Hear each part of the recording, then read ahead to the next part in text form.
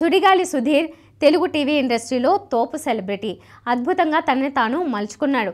చిన్న మ్యాజిక్ ఆర్టిస్ట్గా కెరీర్ ప్రారంభించి ఆ తర్వాత జబర్దస్త్ షోతో అలరించి ఇప్పుడు పలు షోలకు హోస్ట్గా కూడా వ్యవహరిస్తున్నాడు.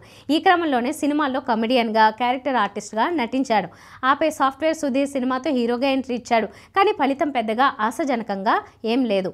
ఆ సినిమాను ప్రొడ్యూస్ చేసిన నిర్మాత ఇప్పుడు విపత్కర పరిస్థితిలో ఉన్నాడు.